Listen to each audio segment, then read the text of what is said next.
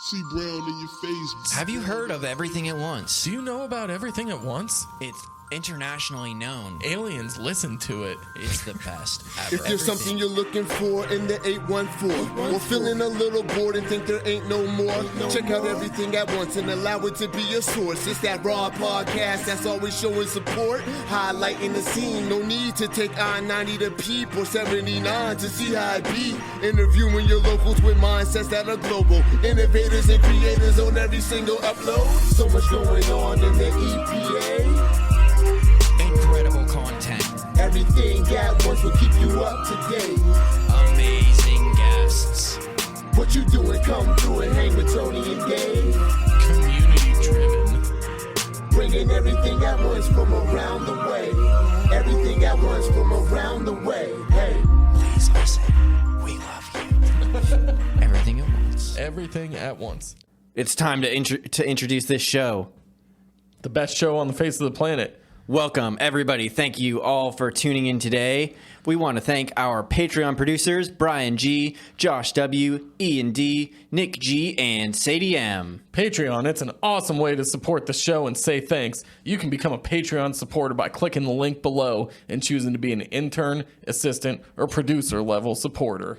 If being on the production team is too much pressure for you, you can also send any contributions using our Venmo at Everything at Once Studios.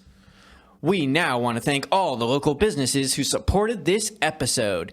These businesses get the Everything at Once stamp of approval and are critical members of the Everything at Once community. We couldn't do it without them. We've all seen those cars covered in rust, rotting out the floorboards and shortening their lifespans. Don't let your car be a victim of the harsh Erie winters this year by getting a fluid film undercoating at Tommy's Automotive. Winter is coming. Book your appointment today. Fluid film undercoating with Tommy's Automotive starts at $100. God, that's so cheap. It really is a great deal. It's a slamming deal. So you're going to want to call Tommy to get your quote right now at 814-384-8088. With winter approaching, are there any last-minute details that you want to change or renovate around your home? I might, but you know who to call. Yeah! Ghostbusters! No, Tony. No, not Ghostbusters. Solid State Construction. Oh, yeah.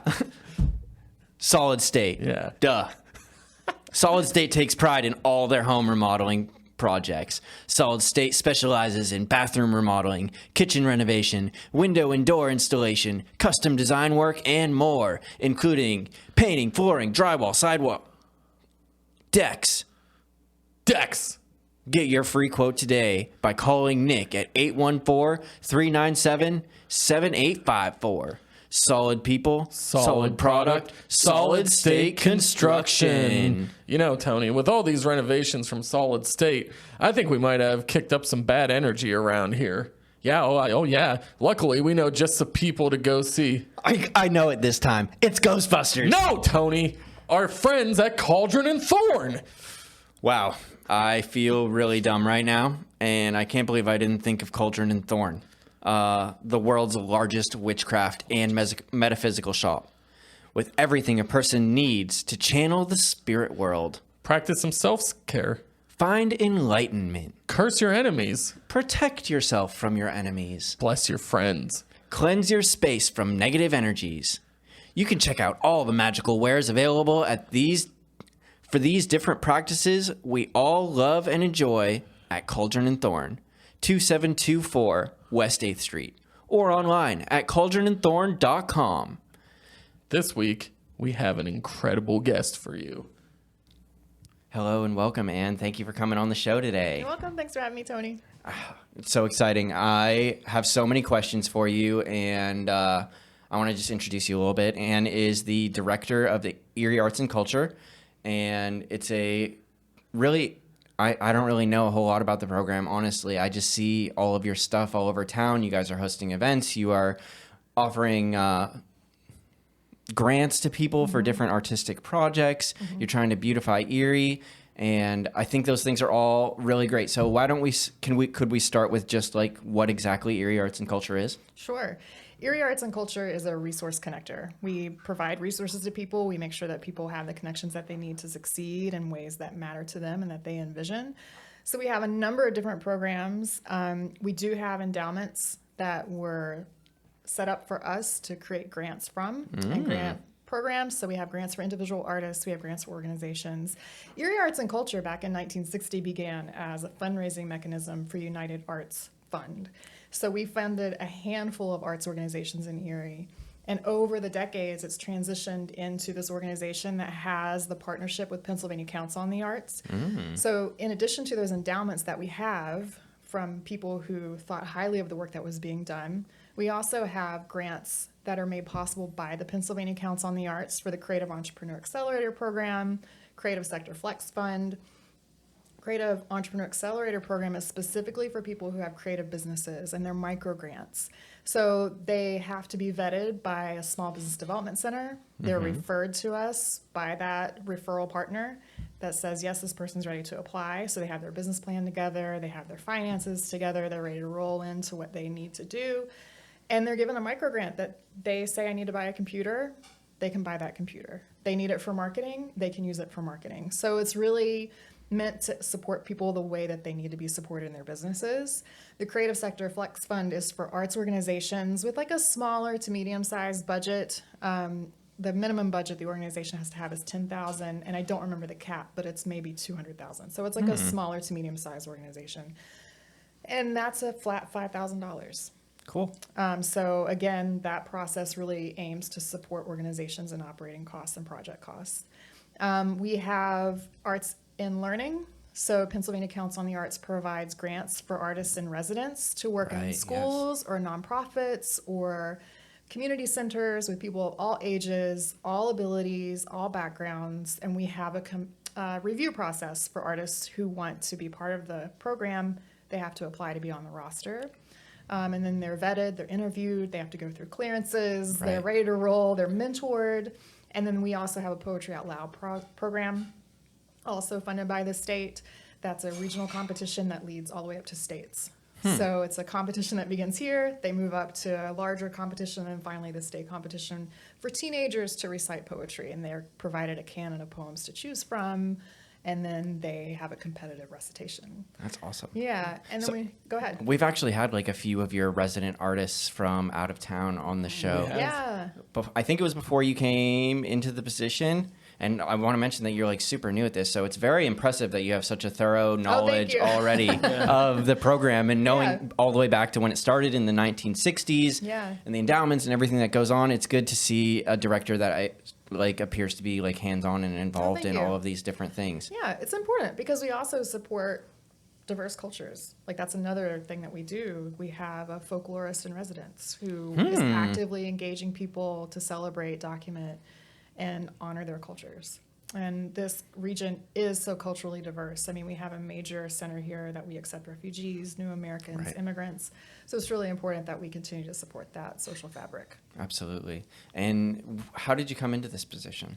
I applied. Yay! Yes, got the job. I did. I applied. That's the hardest part sometimes. It is. No, not a joke. So many times in my life, I talked myself out of applying. Oh, yeah. Right? Like you can be your own worst enemy in the job Constantly. search. I'm not qualified. I'm not ready. I don't know if I could do all this. Right. That's a big move. Right. Yeah. So I realized that I had, in effect, like created my own suffering in job positions before because I never allowed myself or believed in myself enough to step up into an executive director role. I had been offered them in the past, but turned them down for various reasons. Like the compensation was not enough. They didn't provide the benefits I needed. Or maybe it was enough, but I just didn't believe in myself. And I realized because of that, I kept putting myself in like the second spot. Right. You know, like not wholly leading the organization. And the whole time I was like, I see how we can do this, but I couldn't make those decisions. And I was like, when I realized that, I was like, oh, okay. Just do it. Now I'm just going to do it. Right. And then that's when everything started to fall into place. That's got to be like an extremely liberating feeling. It was weird. I remember the moment it happened because I was standing in the office that I worked in and I was like, oh. I can do this. I'm hurting myself because I'm not allowing myself to fulfill my potential. Yeah. And then I was like, Oh, and I had worked with this job coach who's phenomenal, and I emailed her, and she was like, "Congratulations!" Exclamation point. You did it. You realized what was holding you back. So yeah. That's so exciting. That's really cool. Yeah. And when you were applying for jobs and looking for jobs, what made this one particularly, did this one particularly stand out in some sort of way? It did. For me, I have to align with the values of the organization. Mm-hmm. And diversity is a key component of the value system that Erie Arts and Culture has. And diversity itself is a multi-layered word. The definition is multi-layered, and seeing that commitment to this organization fulfilling that in every way it possibly can and moving forward and maximizing its potential and fulfilling that was something that I wanted to be part of. Being in the DC area, everyone thinks they're so liberal and everyone thinks they're behaving so equitably. Mm-hmm. But they're not, right? Like 9 Yeah. times out of 10, they slap an equity statement on their website and they think, well, we have an Right. equity. If you go to our website, I think we that have an equity statement. I think that a lot of times people in like higher level executive positions are very detached from what actual equitability is. Yeah. And Because it's- they're just above it. They don't have to deal with it at their Right. level or their grade or whatever you want to call it, you know? And we set the tone for the whole organization. And I think also choosing to deny, oh, wait, no, I am behaving in a way that prevents someone else from Right. reaching their potential. Like, no, I'm not sexist. Well, I can highlight to you 5 ways that you have been. Yeah. Or People miss that implicit bias. right. Or no, everyone here has everything they need. These people can't afford childcare because you're not paying them enough. Mm-hmm. No, I don't know what you're talking about. Yes, you do. Right.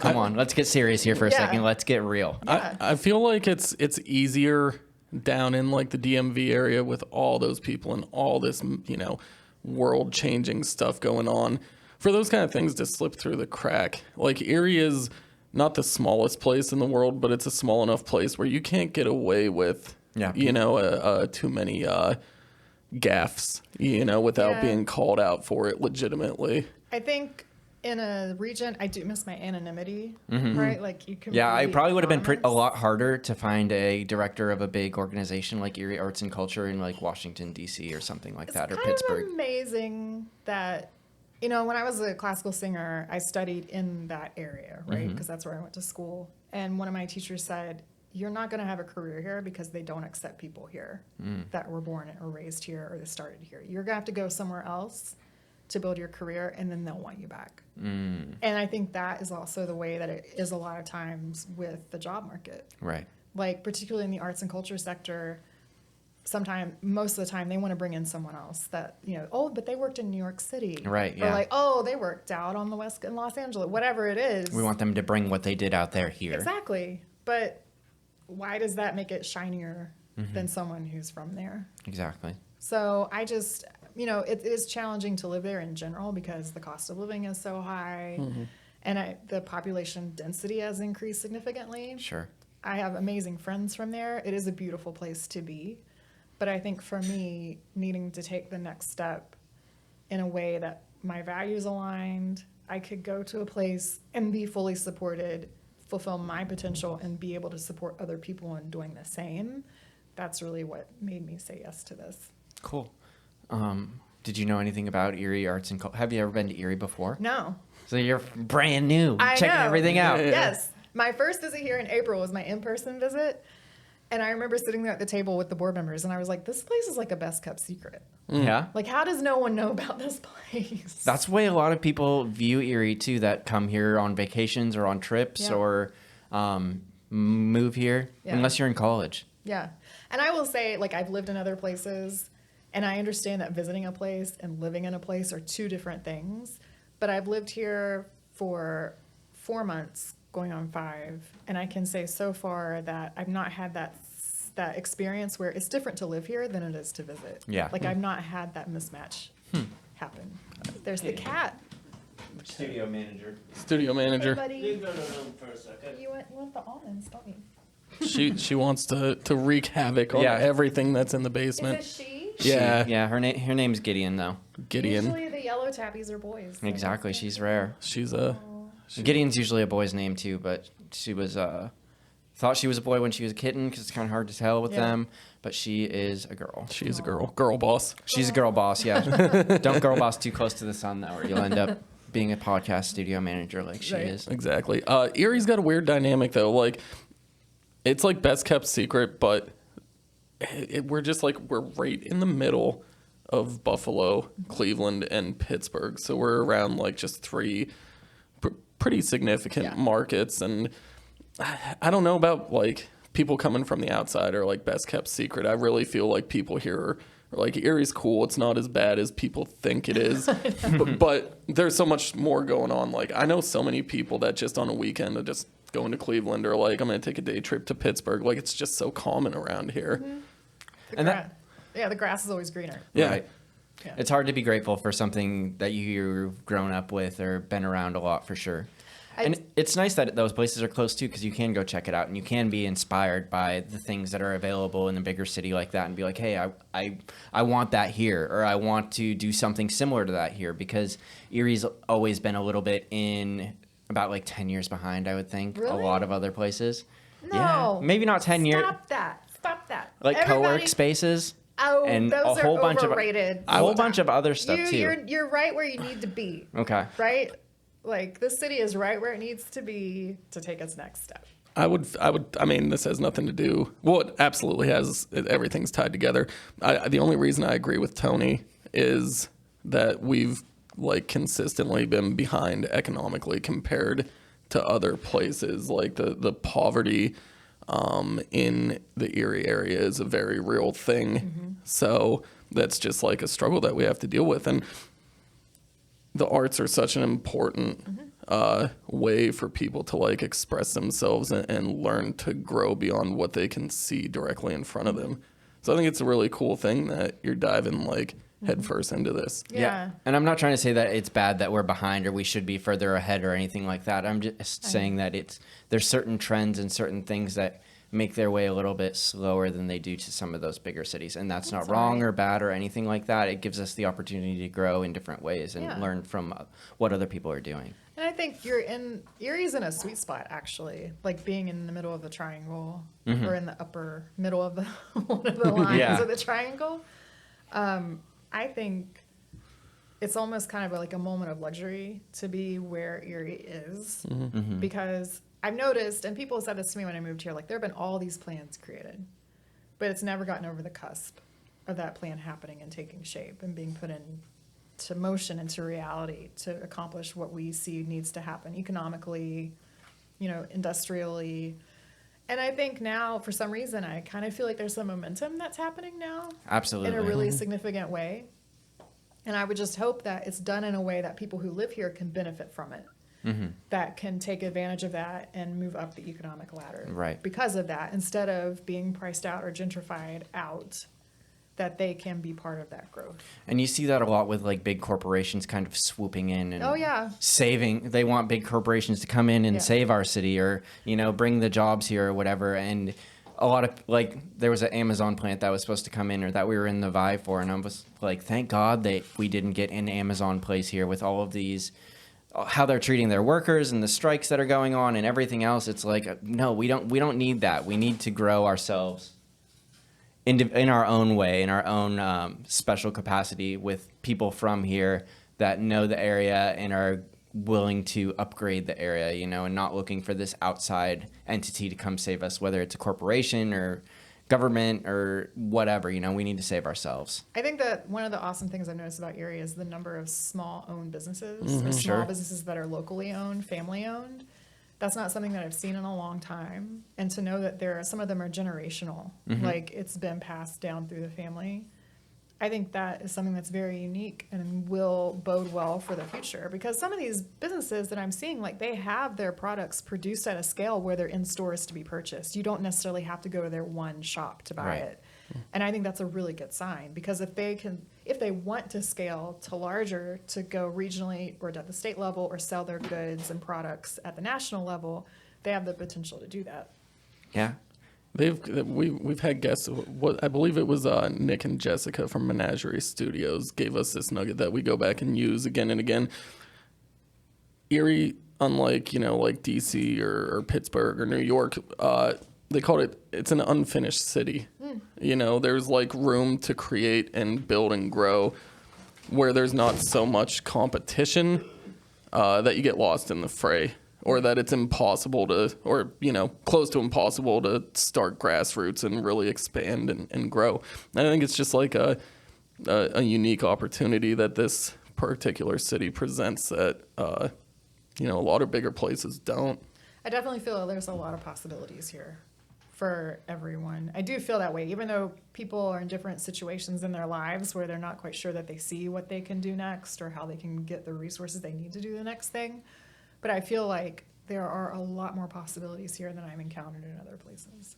Absolutely. And I think that arts is such a big, or maybe not big, but an overlooked part of the development of a city or Absolutely. of a town. This is one of the few places I've been where public art or art, and public art can be many different things. It's not just visual art, right? Like it can be temporary projects that have a visual plus a performance component, or something that's really super interactive that relies on people participating in it to be an art piece, right? For instance, one temporary art project that I worked on before, people had to hold hands and put their hands on, a box to complete an electrical circuit, which then inflated the sculpture.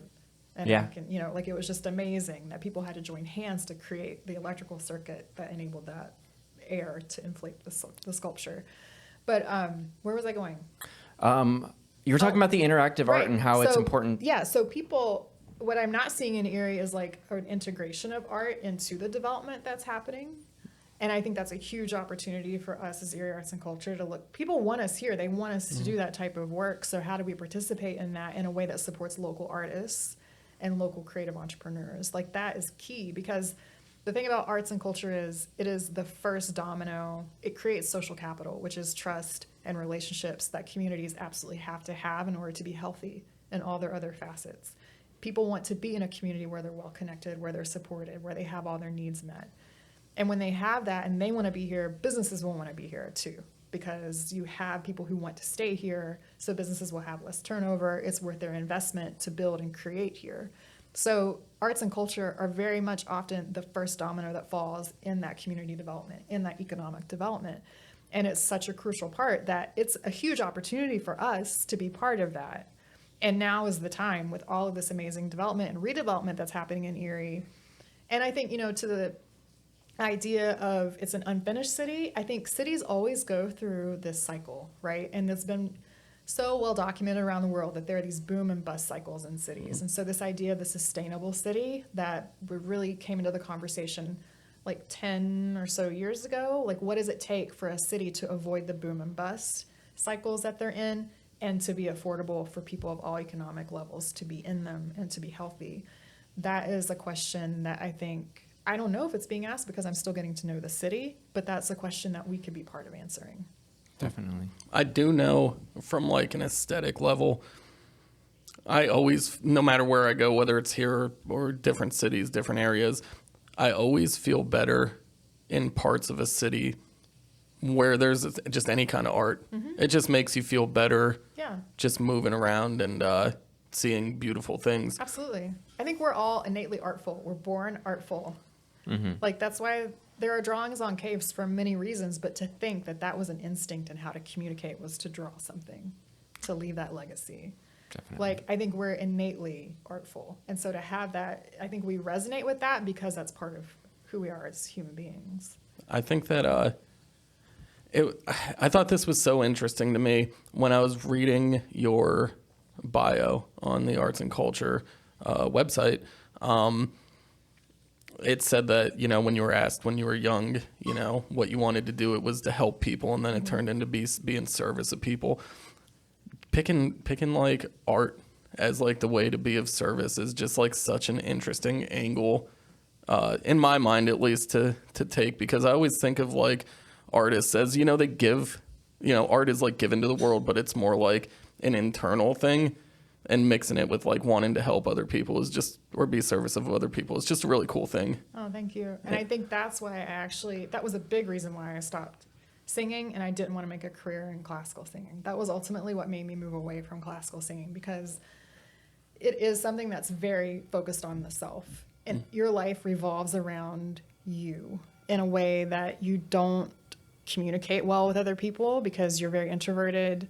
I was like losing those social techniques of like how to verbally express myself because I was all into singing. It was all music all the time in the studio. When I wasn't singing, I was studying my music. It was limited social interaction. Like that's one of the drawbacks that people say about being a classical singer in that career is you're alone a lot. But I found in that I wasn't serving people. And even just remembering that was the answer that my parents would ask me, what do you want to do? How can I help people? To be able to go into this program at the University of Oregon in arts management, which has since changed since I was there. But when I was in that program, it was like, oh, this is how I can help people through the arts. Because I'm actually going to be able to build community and affect change in a way that people need change to happen, not in a way that people say it needs to happen without engaging people. So I think that's one of the things, like when people look to the outside, like look at bringing in an outside source to make a community better. Well, is that what the community says it needs? Mm-hmm. Like being able to connect with people on that level and helping to make change happen the way they need it to happen, and to do it in a way that art transcends everything else. We all connect through art. It doesn't matter what language you speak, you can connect with someone through art. And that's why, for me, I choose to use art as a tool to be of service. It's a great tool, and I think that it's so meaningful to have art in a city anywhere. Without art,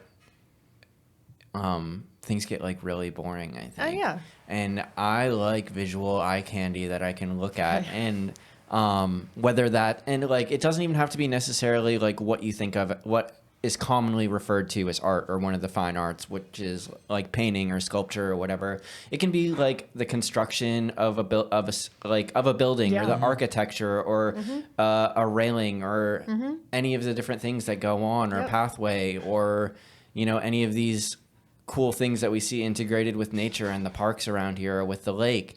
And without those subtle influences that are of a creative nature, we end up with something very gray and very boring and very square. That's culture. Like it's the layers of that little thoughtful detail that goes in. And you're absolutely right. Like it's like the soul of a place, of a community. And I think paying attention to something that we would think of as so simple as a railing, but making it something that's culturally authentic. Right. Like It's huge.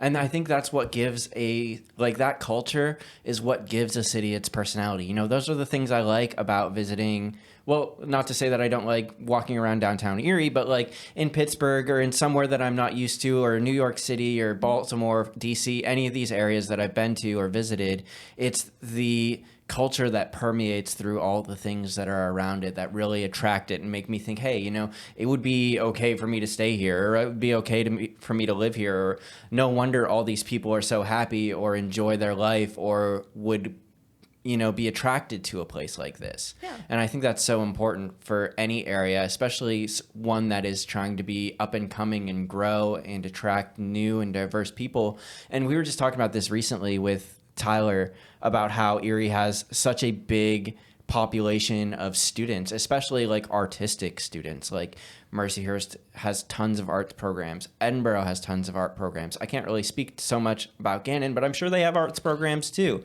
And how do we get these people to stay here instead of coming here for school and then leaving? Because I feel like this is such a big opportunity for growth for us economically, artistically, socially. All of these different areas provide so many opportunities for Erie. And how do we get these people not to go from Erie to Washington, D.C. or Pittsburgh or Cleveland or whatever? How do we get these people to stay and be like, oh, I want to? And I think that's through that culture that you're talking about, and those fine details that are in that railing that make it pop and be special. Yeah, and that's something that we as an organization, Erie Arts and Culture, we're starting to do, is to go talk with students while they're in college and to say, these are the resources we provide, and this is how you can make a place here for yourself.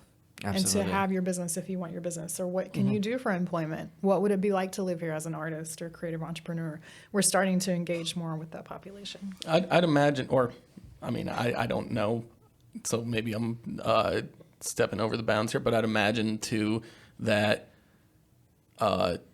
teaching people that aren't going to go like a strict, like artistic route, you blow your mind open doing other stuff too if you mix art in with it or creation in with it. I was an English major in college. Woo, Baron, you know. Yeah, we are, baby. Penn State. Penn State. But I remember reading this book called Creators on Creating, and it wasn't just like artists or musicians, singers, dancers. It was like Einstein. It was like physicists, mathematicians, and like it's so important to get this like artistic or abstract way of thinking to really move the world forward in more ways than just creating beautiful forms of art. It is. And I think what I've heard so many people say throughout my life, oh, I'm not creative, but you are. Mm-hmm. Everyone's creative. I think at some point along the way in our education, when we're in school and we're walking down the school hallway in the line and you go to this room at this time, you know, like you like become so regimented and conformed. Right. Like you bow to conformity because you don't want to get in trouble. You want to be the good student, you know? Right. Got to make mom and dad proud. You do, right? Like you start to lose your own creativity because you start to lose yourself. Mm-hmm. And I think art can help us reconnect to that creativity. So maybe you don't become an artist. But I think what Einstein was so phenomenal, like he was just himself. And I think when you're in touch with who you are as a person, that authentic self, that's when you can really be creative. And I think art can remind us of that and help us rebuild those skills. Right. Oh, yeah. And I mean, I don't know if this happened in your job interview, but I've had plenty of them where they do something along the lines of ask of like, how are you? And when you're thinking outside the box. Oh, yeah. Anyway, well, that's art, though. Like, to me, that's art. That's like that creative expression. You know, if you're just like a, you know, hardcore STEM, follow everything by the books, like you're going to be, you know, right when you do your things. But like the people that really kick the doors open for themselves are the ones that can think beyond what's on the page. And you have to have, how to say, like you have to have a confidence and clarity to communicate that vision that you have. Mm-hmm. And the empowerment. You have to empower yourself. So you have to recognize your own power to do that, right? Sure. And I think what's so hard is that it is the fear of failure, but I don't think it's a fear of failure. I think it's a fear of rejection. And I think it's a fear of not being accepted or recognized or heard and seen for what you actually can bring to the table. That is what really deters people from being their authentic self and saying, but I see something different that we can do here that we've not done before and it could work. There's a potential here for this to work. Wait a minute. No, it can work. This is how, right? Like we tend to lose that along the way. I think that goes back to, you know, childhood almost, and like almost a lack of the creative arts in schools anymore. You know, nobody has that chance to make a drawing and then get that pat on the back and show like that, you know, you did a good job. You did something cool. You did something that's amazing and beautiful. And like, yeah, it's not the best right now, but nobody's first anything is the best. Right. You know what I mean? But if you keep practicing this, if this is something that you like and something that you find rewarding and get satisfaction from, there's opportunities to grow and opportunities to get better. And we want to foster that as like an education system, which I feel like is not really happening so much anymore. Yeah. I think it just comes down, I think it comes down to like how much we're all just crushed, and you need money to live. Oh, yeah. But like how much we're crushed by the weight of economic culture and economically driven culture, because you know, capitalists and Ronald Reagan. We're not going to do this right now. That's another episode for another time. We've done it before. But like even now when I think about it, you know, instead of like the starving artist. Mm-hmm. You know, like that's such a trope that's just like burned into the fabric of the culture. You know, I've known many people who have been like, you know, I want to do art or I want to be a musician. I want to start a band. And the response you get is, that's stupid. Yeah. You know, that's not going to work. You're never going to be able to pay your bills with that. I actually had someone, my undergrad degree, I minored in creative writing and I majored in music, right? And there was a lady in our church who said both times, oh, another worthless degree. Oh my God, that's horrible. I've heard that. I hate that. Too. Yeah, and it's just like, well, define worthless, and she's right. And it's in a way, like, it's if the American culture is not one that embraces art that is from the Western European tradition, right? Like pop art, all about it, right? Like all the way from. I mean, everyone talks about how great Andy Warhol was. Okay, fine, but like talking about like just pop music, pop art. that's America's art form. You know, country music, blues, jazz, all that is specific to America. So we do have our art forms that I think people could be much more successful in than like the art form that I chose to practice. Right? Like if I had gone, when I was a teenager, I did want to go live in Europe and I did want to sing in Europe. And that's where you're most likely to be successful, right? Like, can you explain classical singing a little bit to me? I think I'm aware of what you're like referring to, but can you just give me like a really brief, what exactly is classical singing? Is that opera? Opera is the one that everyone gets. Everyone understands that. There are recitals, there's chamber music, there's oratorio work, oratorio being like a choir, large choir with the symphony, and the soloist is the oratorio. That's kind of what I imagined, but I just wanted to... So for me, like, I felt it is a lifestyle that makes you live alone a lot, and a lot of relationships don't succeed. Marriages don't succeed because of it. A lot of singers don't have kids. And I think I didn't decide until like my mid to late 30s to leave that behind. Because the entire time I was trying to pursue this career, I was miserable because I did want to have a family, but I didn't make a lot of money, right? And I had taken out a huge amount of student loan debt to do this. Right. And it is true that in this country, it is very hard to be an artist because people think you don't have to be paid or you shouldn't be paid because art is something that we want. We do for fun. It's a nice to have. It's an amenity. An amenity is not something that you need, right? But just because your industry is art doesn't mean that you should not be paid for it and that you should not be paid a livable wage. And livable wage is not the bare minimum. Livable wage is actually what you need to make, you know, enough money to save 20% of your income, plus be able to provide for yourself and your family, live in a house, be housed, have your clothing, have your food, all your needs are met, and you can still have a fun time. That is a livable wage, not bare minimum, paycheck to paycheck, eating ramen noodles, and you don't know what's going to happen next. Right. But that's what an artist has to do. So many people have to do. So that was a big reason why I chose to leave that industry. And I think even people in arts administration, many of them live like that. You know, I did. And I miraculously made it to where I am today. But yeah, it's a struggle, and it's hard to get through the breakthrough point without giving up. You know what I mean? Yeah. Because I feel like anybody, I love and hate this idea of pulling yourself up by the bootstraps so much because, you know, I feel like that's an old trope. You know, the boomers always told it, you know, you just got to work hard and do everything. But at the same time, without working hard, you're never going to get to there. You do have to put in effort. You do have to give it all you can give it 100%. You have to love the process of doing it. And for being an artist, there's such a long period of fucking struggling. Yeah. Before you finally make it to that point. Yeah. And it's so much easier to just give up and do something that you know, that lady at church would have approved of you doing, you know? Yeah. And I also think now that I'm in the position that I'm in, it's my responsibility to advocate for artists to be able to be paid a livable wage and make a living and be comfortable and safe, right? Like that's my responsibility now.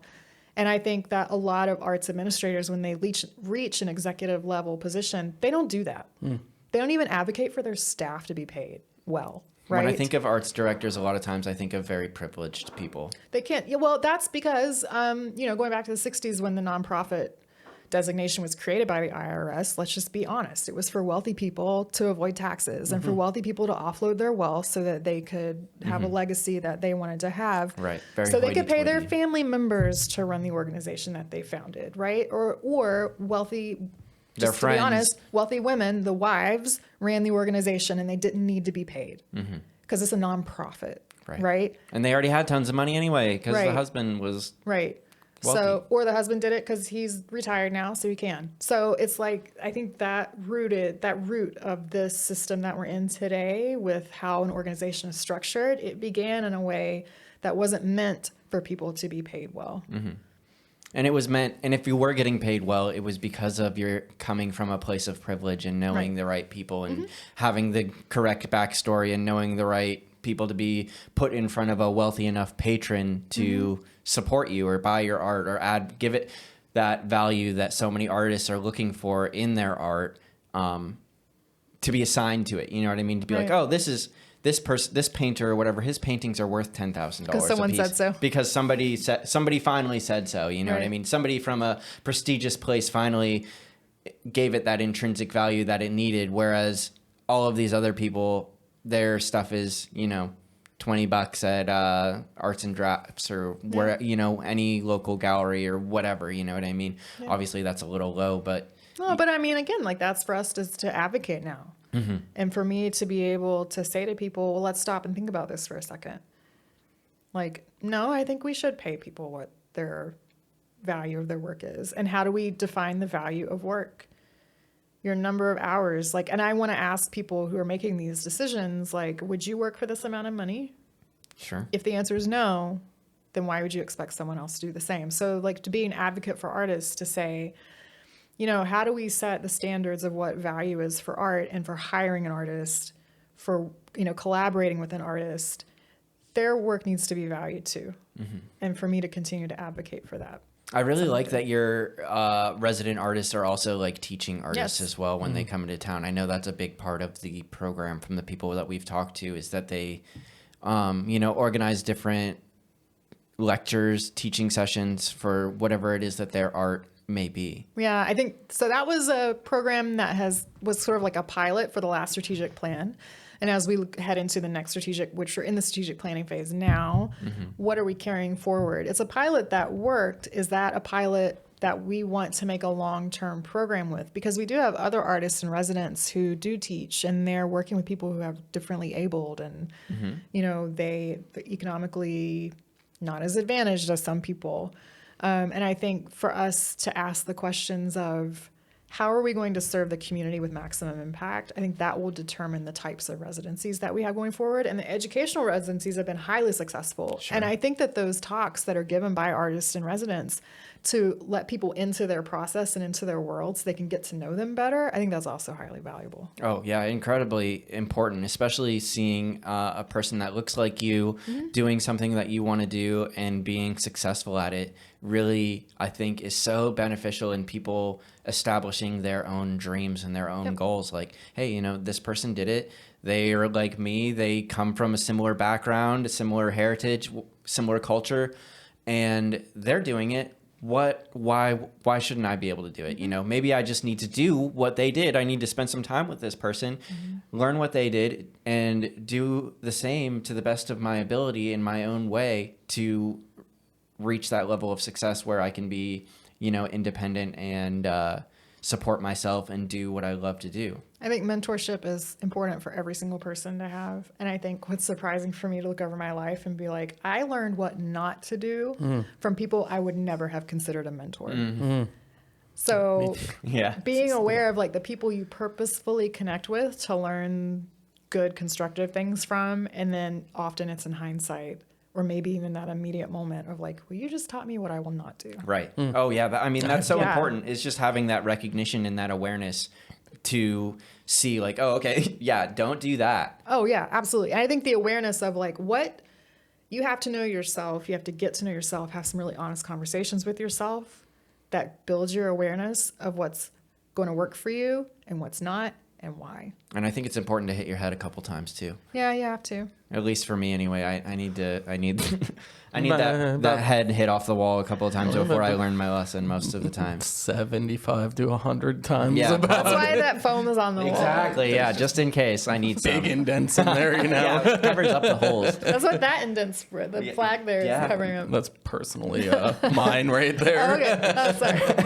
There we go. The truth comes out. Yeah, but no, all those things are so important and so critical and really. You know, important for our community and our city to see those kinds of things. And how you mentioned how you're in the planning phase right now, trying to figure out how to maximize that potential and to make these programs that you're offering make the most impact. What kind of things are you guys looking at or considering? Right. Before I answer that, I want to say one more thing. Sure. Yes, please. About hitting your head against the wall. Okay. I think what we also need to talk about are what we consider to be failures, but I think the true failure is never trying. Right. Agreed. So that's not a failure if it didn't work. Definitely. That's something that we need to understand in our own every moment of life is a creative process. Living life well is an art. So to be able to have that courage to say, well, I tried, so it's not a failure. I just need to figure out what I should do, or maybe I just won't try that again because whatever, X, Y, and Z. No. But that's just something like that I don't want people to ever think that they failed. No, they tried. Something didn't work. So take that opportunity to figure that out. That can be so hard too, especially I hold myself to very high standards in a lot of the stuff, especially with this podcast and the things that we're doing. I'm like, oh, this is going to be an instant, immediate success. You know, everything's going to be amazing. It's going to be so great. Everybody's going to love it.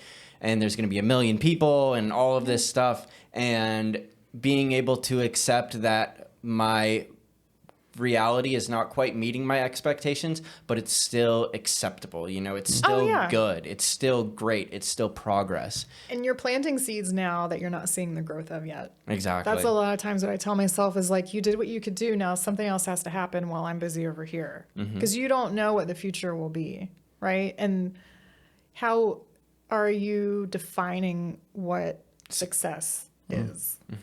I think it goes back to like, before you get to the question you're going, I think like it goes back to what you were saying. It's like living a life well lived. Yeah. There's so many things you don't try it and you think you might be great at it, but you go and try it and you find that you don't like it, or in the process of not liking something or being like, okay, I'm not good at this, you find something that you're really good at that you do enjoy. Yeah. That you would have never tried before, just trying something else. Absolutely. That's been another great thing about having this podcast, is like discovering other forms of creation that I've thoroughly enjoyed. And maybe podcasting might not be the end all be all or the final solution or whatever, or the big thing that's going to, you know, make me successful or whatever, or let me quit my day job or whatever. But there's probably other stuff involved in this that I've learned, other skills that I've picked up that may help me quit my day job that I enjoy like just as much, if not more. It's one tool that you had to engage with the world. Right. It's one tool in your overall portfolio of life, your overall toolbox of life that you have, and you should do something just because you enjoy it. Right. You shouldn't have, you know, I teach yoga with people that want to stay with me. I don't charge money. They give me money if they want to give me money. That's up to them. I don't ask it. I have people who have never paid me a penny that study with me every week. But I do it because I want to do something. I'm not trying to monetize. And I also, like, I started a podcast too that's based on the book that I wrote, The Nonviolent Organization. And for me, like, listenership right now, super low. I have 12 episodes. I've not been consistent. I've not really tried. I'm not going to lie. So I don't know what the potential is, but I just keep saying to myself, whoever needs to hear this today will hear it today. Right. And that's all that matters. I'm doing it because I have something to say. And if I don't say it, I'm going to drive myself crazy. Sure. So at the end of the day, you do it because you feel like I can't not do this. Exactly. You need to have at least one thing in your life that you can't not do. Right. And it's a good hope shot. I mean, all of it is just a hope shot. You know what I mean? If something sticks or, you know, ends up being more than what I had imagined, that's, you know, a blessing. Yeah. And it doesn't all have to be, you know, Dollar signs. dollar signs. Exactly. Enjoy it. Just enjoy it. Right. Yeah. So now going back. Strategic plan. Strategic plan. What are we looking at in the How do we strategic make the best plan? impact? That's right. Oh my gosh. So we're looking at, it's for me, however long I'm with this organization, fine. But I want to make sure that this organization is sustainable in every facet of the way an organization needs to be, operationally, financially, programmatically. Because a lot of times that what will happen with a nonprofit is an executive director leaves and a huge chunk of programming ends. And I want there to be longevity behind what we do that will carry forward. Sure. And there are the principal things that we do, like the arts education, the supporting creative entrepreneurs, the grant making, engaging with diverse cultures and supporting and documenting them. Those things need to carry on no matter what, so far as I'm concerned, right? Because we do have that important partnership with the Pennsylvania Council on the Arts. And this is what connects us with these 6 counties Right. to make us a regional arts organization. And I think that is something that is rare and also that we really need to celebrate and embrace wholeheartedly. So for me, looking at sustainability in those respects, looking forward, like, what do we take on? People love all this public art that's been done and led by Erie Arts and Culture. What's the price of doing that and what makes it financially sustainable? Because public art is not cheap. No. Comes with a big price tag. What's financially sustainable? How do we calibrate expectations? We have to scale our staff up to take on new programs. People wanted us to take on the Blues and Jazz Festival. At this time, we don't have staff to do that. Talking about that in the strategic planning process. What would that look like for us? Would we do it? So that's really what the strategic planning process is. I've listened to so many people over the last 4 months here in the city of Erie and in some of the counties. I've not made it to all 6 counties yet. Made it to 4, right? Getting there. Nice. But I've heard a lot of the same themes. Like some people don't even know how to use a computer. They can't access our grants because they don't even know how to use a computer. Right. We're not wholly accessible. So how are we going to be accessible? Those types of very basic foundational things we also need to look at and see what can we realistically do? Where do we partner to make those things happen? There are a lot of questions to ask in that planning process. And I think ultimately for me, sustainability is the key. And if we don't stop, if we don't pause, I should say, if we don't pause, evaluate what that means, what will that cost us to do? Because we have to be financially sustainable. I don't want to start something and then it not work because it wasn't well thought through. Sure. But I think those are the key questions that I'm asking right now. What are we doing? What are people asking for? What do they need and want? And what can we realistically do? And how do we scale over time? So how big is Erie Arts and Culture as far as employees? I like to guess first, though. Okay, Can go I for guess it. Yes. I'm going to say there's 9 of you. I'm going to say there's 21.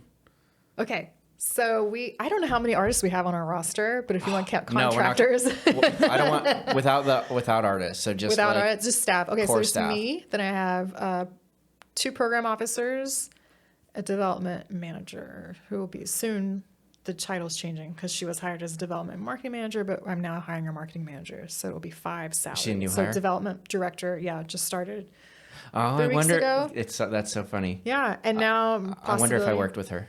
Maybe. Because I had a guess. It was funny. I had a recent coworker or colleague that I was working with in a new position, and she was leaving. And I was like, I bet you're going to one of 2 places, and it's either ECAT or Erie Arts and Culture. And she's like, oh, well, I'm not allowed to tell. So blah Where blah do you blah. work? I don't want to talk about it. Well, on wait. here. When did they leave? Like less than a month ago. No, not that Okay. person. Older or newer? And they is like Guess Who. didn't immediately leave their job Okay. to come to. We'll talk about it because afterwards. they had taken leave to care for a newborn child. Oh, okay. So Okay. So definitely not the same person then. This is like two games rolled into Right, one. I exactly. know. Price is Guess right the and Guess Who. person is. Price Yeah. is Right and Guess Who. Yeah. All at once. I'm getting Everything kinda at once, jazzed- baby. I'm getting Yeah. jazzed up about Yeah. this. I suck at both games, but Oh no, I'm here for the party. Price is Right. I was way off 22. Tony killed me on that one. 9. We both went over though, so Price is Right rules. We both. But you might not be far off. You taking the teaching artist roster, and I mean, we do have 2 contractors, and we do have a part-time person. But I was thinking full-time salaried. We only have a handful. Cool. It's a small organization. It's always the small organizations that are full of like big whales. You know what I Yeah. mean? That are just killing it and doing tons of good things. A dedicated skeleton crew is much better than a unwieldy mass. True. You know. Yeah. But those are really, really good goals. And sustainability financially. Where does your guys' money come from? I'm just gonna keep it real easy. Sure. So we do have endowments. So patrons, Yeah, gifts that were set up specifically like trusts. no trusts, Okay. just endowments. And then we have people who give money. We have donors, Right. and we do have grants that we receive. Cool. Yeah. From the Fed? Let me think. Some. So a National Endowment for the Arts grants have been given. Mid-Atlantic Arts grants. So that Mid-Atlantic Arts gifts to multiple states in the Mid-Atlantic region. And then that's it right now. So some federal, but then the Pennsylvania Council on the Arts, that's those state funds. Those are technically grants. Yeah, but they come through a federal program some way, yeah? I am not clear what their funding stream is. I do know that the state allocates funds every year. So I think it's primarily state funds Okay, that cool. PCA designates. So Very interesting. And do you guys have like big... most of your events I see like are free. It's very good. Very cool. Not financially sustainable though. nope. No. So, I mean, there are models of events that are both free and you have tickets that can Sure. be bought. So, like your VIPs. Or sponsorship, vendors. Exactly. Yeah. All of so that stuff. you can sell tickets that would be at a higher price point, and then you would have the free tickets. So, but then there are all these conversations about, well, that's classist. You people who Right. go in for free, will they have as good an experience as the people who purchase tickets? There are different ways to look at that. Yeah. It's a struggle, and a lot of times finding that happy medium is not going to make everybody happy. You're never going to make everybody happy. Exactly. That's impossible. Yeah. So So you do the best you can, and you move on, you keep it going, and maybe take some feedback and look at things and Yeah. make sure that everybody is feels like they're heard and whatnot for future plans. But I think that's really important in the arts to keep that barrier to entry as low as possible, to be able to, whether it's just consuming the arts, music, plays, whatever, to performing the arts. I think that the classic trope of, to go back to the starving artist, I think a lot of the best arts, maybe, I don't know how, let me think about how to say this really quick.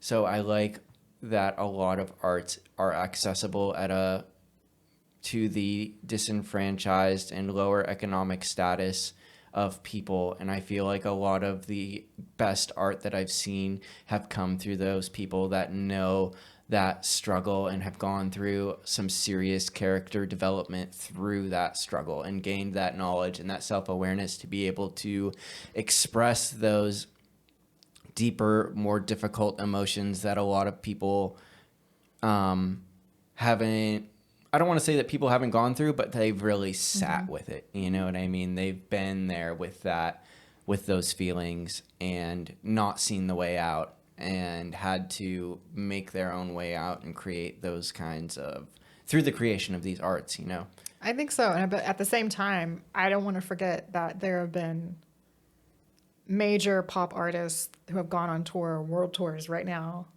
that parents have spent thousands of dollars on tickets for their kids, but then they want to come back to their communities and expect free arts programming. Right. So it's like, listen, No, for sure. you'll pay for what you want to pay for. Yeah. And I totally understand. Like I come from a family that was, when my dad was unemployed in the 80s, very briefly, we lived off food stamps. Like we lived off of support, right? That safety net. I get that not everyone comes from money and Right. not everyone can afford it. So that's why it should be there for people. I think we all have the right to engage in arts and culture. Right. But at the same time, like if you're going to spend thousands of dollars on a ticket for one of these world tours, then why would you not come back home and pay for a $35 ticket To the Jazz Fest. There you go. Classism again. Like it's like, oh, we're gonna see an exhibit of Banksy in London. This is like Right. high And level. Banksy never wanted that. That's Right. the ironic. Like, Right, yeah, but it's Wow. like, oh, this is like a real aristocratic. Hey guys, we made it in life. We're gonna take Right. pictures and do this. Then you get home and it's like, well, this isn't Banksy. Right. Like, I'm Yeah. not gonna pay for this, Yeah. But that's just how like people think. Oh yeah. And it's really sad too, because I think Erie has a strong population of incredibly talented artists that sure. People should pay to see and want to pay to see, to support them, because they are so talented. And that's like one of the things that about this podcast that I really love, is that we're able to showcase these different artists, especially in the Unplugged Treehouse concert series that we've been doing with all the local bands every week. They've all been so amazing. There hasn't been one person that I've gotten up there that wasn't awesome and incredibly talented and playing beautiful music. And Yeah, but we're all supporting each other, and I think that's what's great. Yeah. Like we recognize that there's this talent here, and we're taking the steps to make sure that other people can participate and nurture it too. I don't know if it would lead to. I'm sure it would a little bit because there's a long history in other cities. But I don't know if it would lead to gentrification. But I think one of the biggest things that could happen for the city is one of the people that make it big turn around and make this their home base. They could. I think gentrification, it's really interesting. There's, all this research behind gentrification, and one of the funniest articles I ever read was, why do gentrifiers gentrify? Because they can. Because they can. So sometimes it doesn't even matter what else is going on in the community. they can buy that house. They're willing to put the money and the investment in a home in a neighborhood that doesn't have as much value because they know that they can turn around and sell it no matter what for more than what they bought it for. I think it's like, So, I mean, that makes a whole Yeah. world of sense, and I'm sure like a ton of people do it. But I think it's like a coolness factor too. Like when I was, I'll just say it one more time. Like when I was in New York, like getting a little bit of like a brief history of different areas. I was like, this is Soho. It used to be poor. Then artists live here, and people were like, this is cool. Now you got to pay $10,000 for an apartment. This is Greenwich Village. This is Williamsburg. And like that is part of the sustainable city discussion is like artists continually show you where to, like, if you pay attention to where artists live Congregate, in yeah. density, that's going to be the next place to live. So the question is, why do we keep pushing out artists? Why do we keep making people move? Why can't we just set up some sort of program? There are models where those homes are put into trust so that they won't be gentrified, so that they can still live there and that property can't be redeveloped. That works. That's actually a model that's worked in New York, and it's a model that's working in DC. So there are ways to do it. It's just people have always like lamented it, like, oh, it's so sad they were pushed out again. Well, wait, no, come on, we can do that. Like we can keep artists here in the neighborhood where they've set up their studios and their homes. It's totally possible. And you're absolutely right. People do flock to the cool factor. So, and I look, one of my mentors in grad school was responsible for Portland, Oregon becoming Portland, Oregon, right? Yeah. And she was like, I learned my mistakes. So there were things that she regrets doing, but at the end of the day, I think there are things you cannot control. She could not have controlled that the New York Times reporter became embedded there and wrote about it all the time, right? Like Right. she didn't know that was going to happen. So I think you have to be prepared for what you can control, what you can't control, and accept what you can't control. Like you have the best of intentions to make it an awesome place where people want to live. People are going to live there. Yeah. You just have to be prepared for that to happen ahead of time. it's like a double-edged sword. Like the ego side of me is like, I'd love to make it as a writer or a podcaster. One of the two. That's like my main focus is, to the point where it's like, I'm going to have a warehouse party on the Lower East Right. Side, and like it's just going to be this real ritzy event. But then on the back end, like I don't want people to be put out to, but I want both, Right. Like, Yeah, right. That's all right. You can have both things that contradict each other. yeah. You can do that. It's acceptable to hold those things at the same time. Should I turn around and hit my head off the No. wall again? No, that's one thing like I really came to understand in the last several years is like it's possible to hold two feelings that conflict. It's possible to hold two things that seem to not work together that are opposites. That's possible, and that's okay. That's being human. Good. Right. Thank you for making me feel You're better. welcome. There's no guilt. Good. Good. Yeah.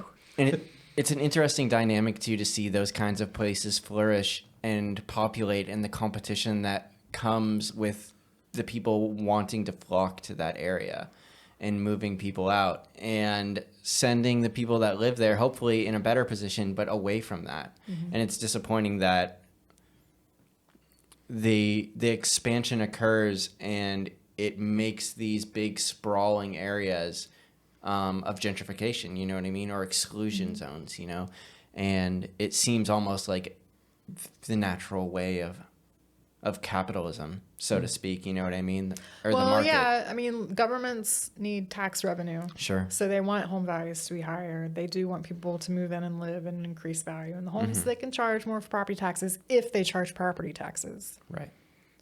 Most do. I mean, there are some places that don't charge income tax, so they have super high real estate taxes.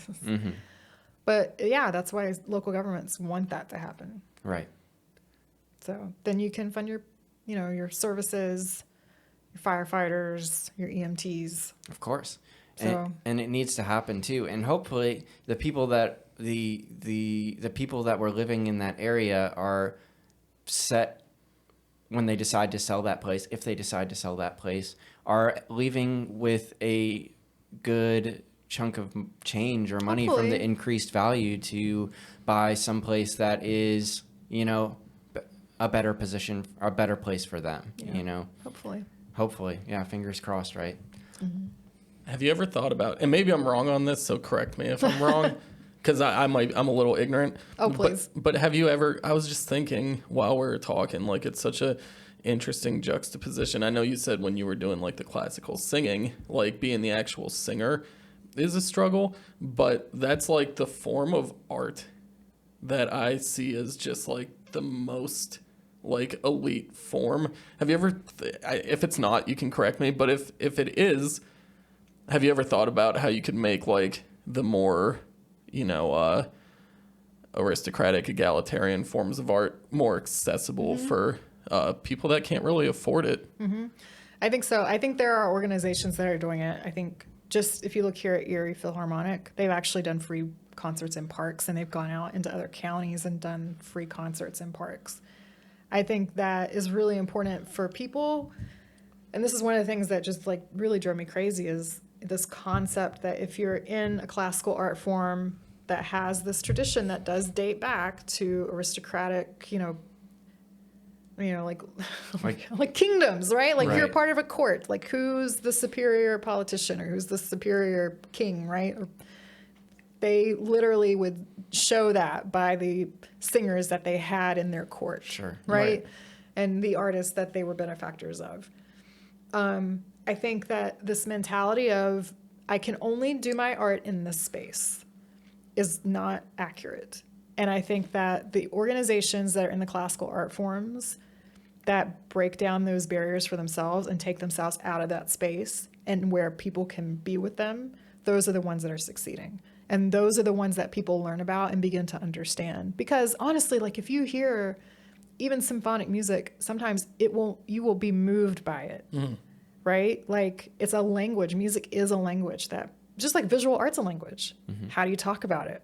You got to learn the language of it. I'm still learning that. I'm barely fluent. I can't talk about it. But to be able to help people understand it, and we do respond to it. The right side of our brain processes music. The right side of our brain also processes emotion. That's why we respond emotionally to music and to the human voice when it sings.